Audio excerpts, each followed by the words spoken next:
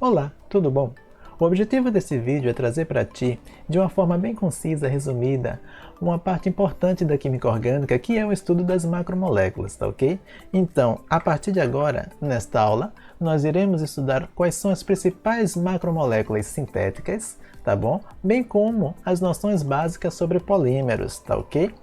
Então, quando nós falamos de macromoléculas, nós estamos falando daquelas que também são conhecidas como polímeros, que são moléculas de longas cadeias de carbono que apresentam uma unidade que se repete, que é chamada de monômeros. Como você bem pode ver aí na ilustraçãozinha, né? Traz uma alegoria que é como um monômero é apenas um indivíduo, e a partir do momento em que eu tenho vários deles unidos um ao outro, eu vou ter o que eu chamaria de polímeros, tá bom? Essa palavra que tem um prefixo de origem grega que significa muitos. Então, quando eu digo monômero, eu estou falando de uma parte, visto que mono representa um e meros representa parte. Então, se eu digo oligômero, é pouco, pequeno, uma molécula com poucas partes, e quando eu falo de polímeros, do grego polímeros, vem então o significado de muitas partes, uma molécula composta de muitas partes que se repetem. Tranquilo até aqui? Então, quando nós falamos acerca de classificação dos polímeros, estes então podem ser tanto sintéticos como naturais, tá ok? Podem ser feitos pelo homem ou podem ser encontrados na natureza, tá bom? A formação de um polímero é algo que nós chamamos de polimerização e que pode ser a reação, a obtenção por meio de adição.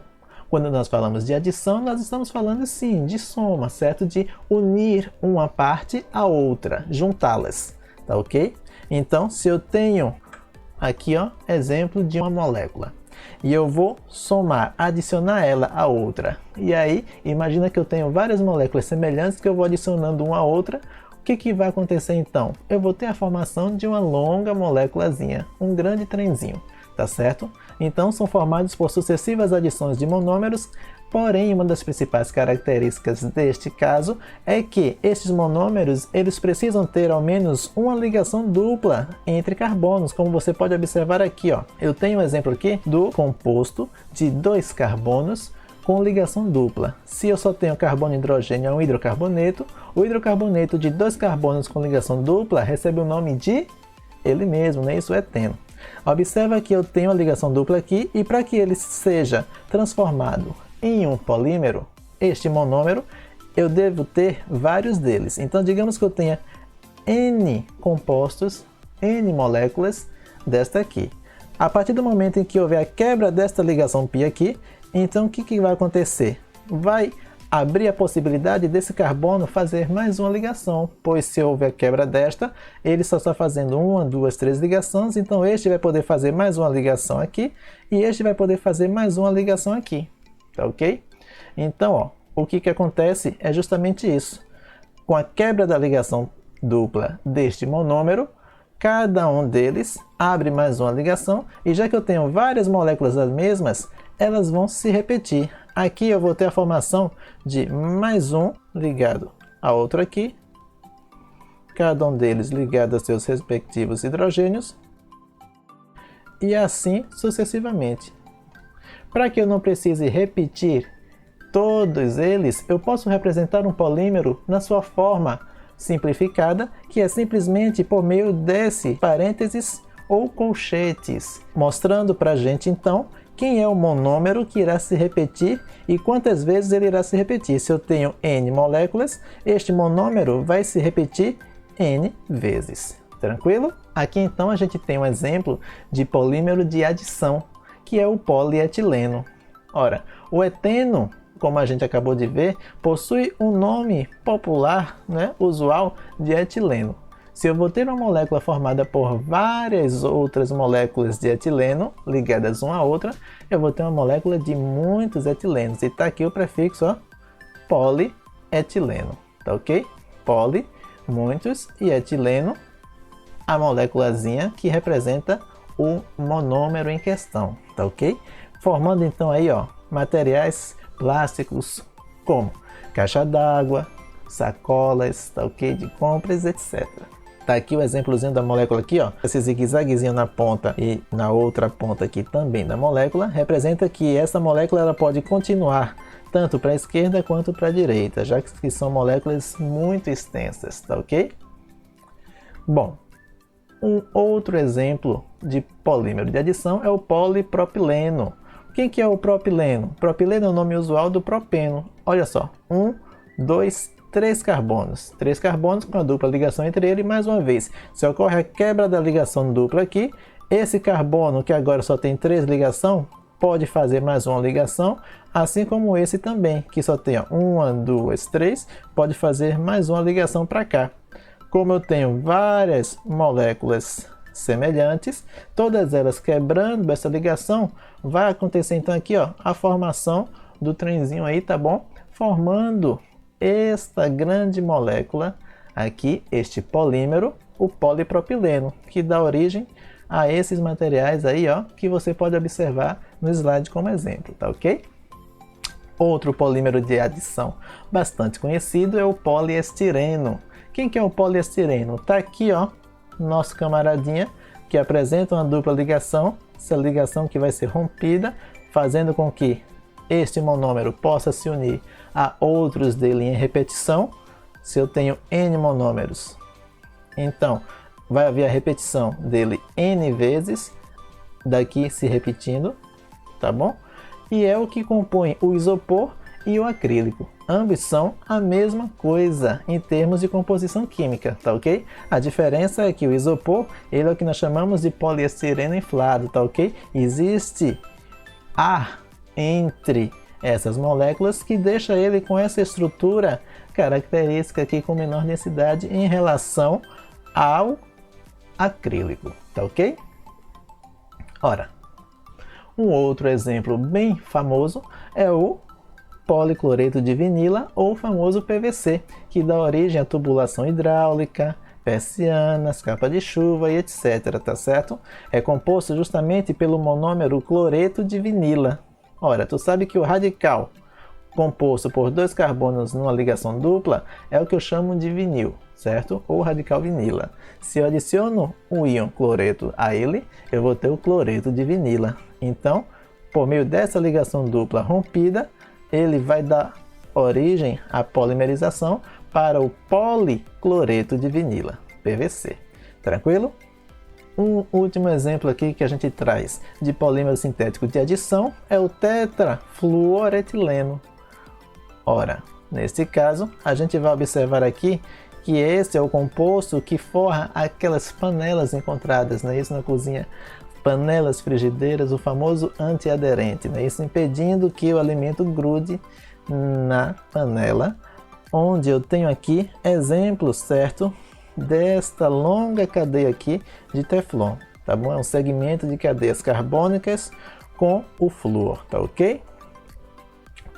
Bom, um outro tipo de polimerização é aquele que acontece por condensação. O que é condensação? É formado geralmente pela reação entre 2 monômeros diferentes, com a eliminação de moléculas pequenas. Então é o seguinte, imagina que tu tens aqui, ó, 2 monômeros semelhantes aqui, tá bom? E aí tu vai adicionar ele com outro tipo de monômero, tá certo? Então tu tens monômeros de 2 tipos diferentes. A partir da reação de condensação, o que vai acontecer?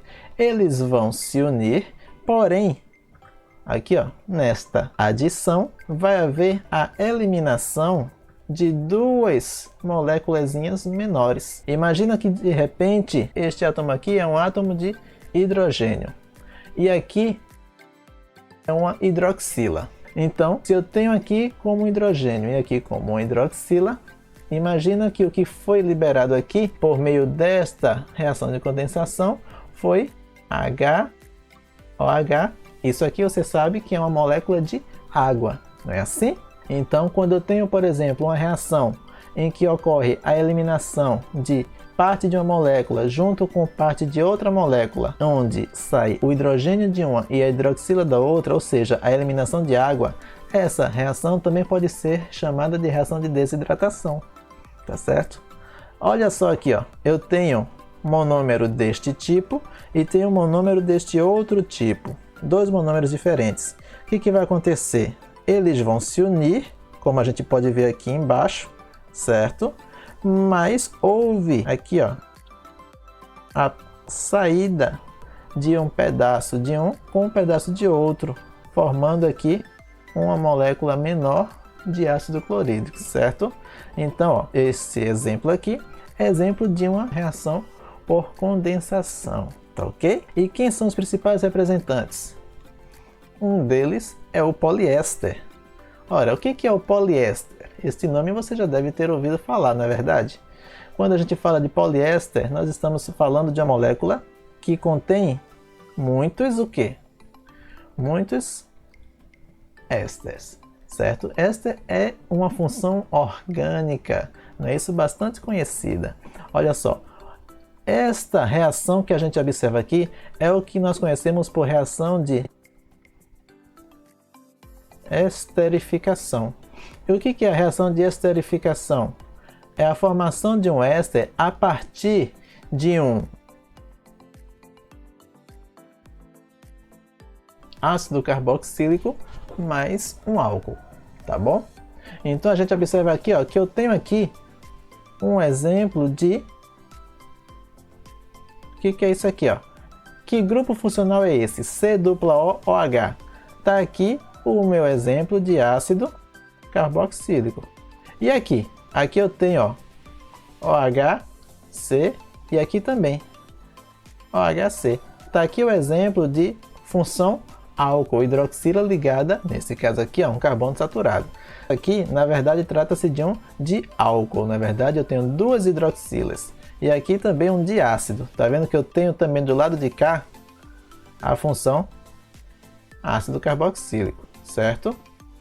Observa que quando eu junto o ácido carboxílico com o álcool, o que vai acontecer? Vai acontecer então a formação desse composto aqui, ó, onde eu tenho aqui este grupo funcional.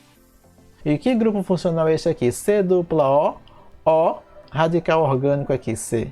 Esse aqui é o grupo funcional de um éster, certo?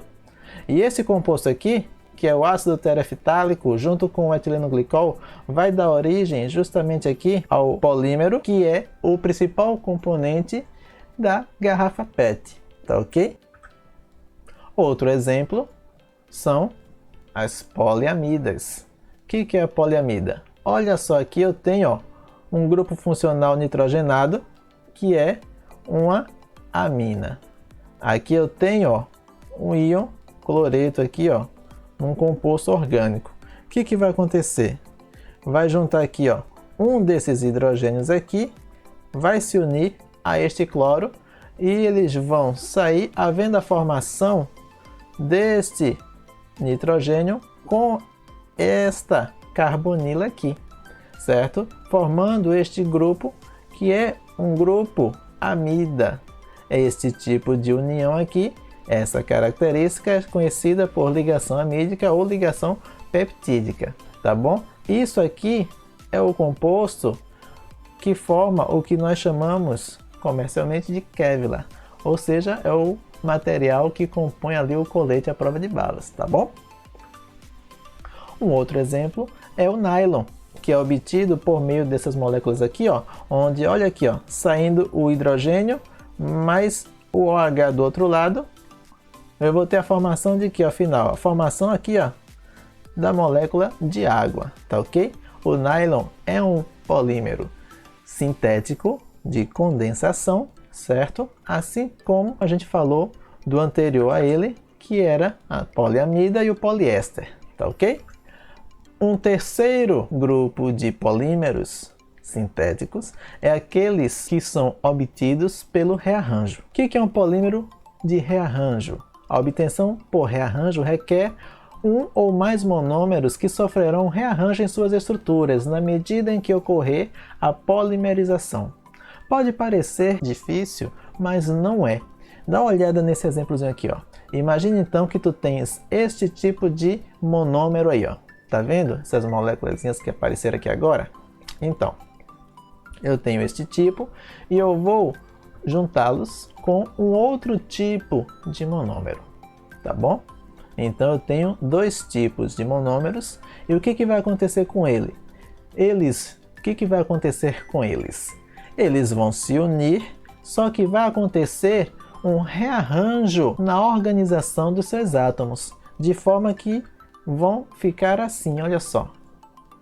Eu vou juntá-los, porém percebe que aqui eu tenho o azul ligado ao vermelho, não é verdade? E o amarelo ligado ao verde. Só que no rearranjo, o amarelo vai passar a ficar ligado ao vermelho e o azul vai passar a ficar ligado ao verde. Tá vendo? Houve um rearranjo na posição dos átomos. Não foi simplesmente adicionar eles como na adição, onde eles obedecem a mesma ordenzinha. Se fosse uma adição seria assim, mas no rearranjo eles vão se unir, havendo mudança na posição desses átomos, tá bom? É o que está acontecendo aqui embaixo nesses exemplos, onde eu tenho aqui a troca, certo, de posição do hidrogênio que está passando aqui, certo, de uma molécula para outra. Esse exemplo aqui, então, é a formação do poliuretano, que é justamente o componente das espumas, espuma de colchão, não é? Bucha de lava-prato, etc. Tá bom? Então, a gente pode observar aqui, ó, que esse composto aqui, ó, NCO, isso aqui é a mesma coisa que isso aqui, ó, N, aí tem duas ligações aqui para o carbono, que tem duas ligações para o oxigênio, tá certo? Tanto do lado de cá como para o lado de cá. Por quê? Porque o oxigênio faz duas ligações, o carbono faz 4 ligações certinho e o nitrogênio faz uma ligação, certo? Só que aí, o que acontece? Nessa molécula aqui, eu tenho simplesmente N, H, C. Percebe que aqui, o que aconteceu? Esse camarada aqui, ó, e este camarada aqui, cada um deles vieram justamente para cá, para o nitrogênio, certo? Houve um rearranjo, uma troca de lugar, tá certo? Esse hidrogênio veio para aqui e este outro aqui veio para cá, tá bom? Neste caso, estes são os principais polímeros sintéticos, tá ok? E nós vemos as formas como eles podem ser obtidos, por adição, por condensação ou por rearranjo. Na próxima aula a gente poderá trazer então os principais polímeros naturais, tranquilo? Espero que você tenha compreendido, qualquer dúvida pode deixar aí nos comentários. Nos vemos na próxima então, fica com Deus, um abraço e até mais.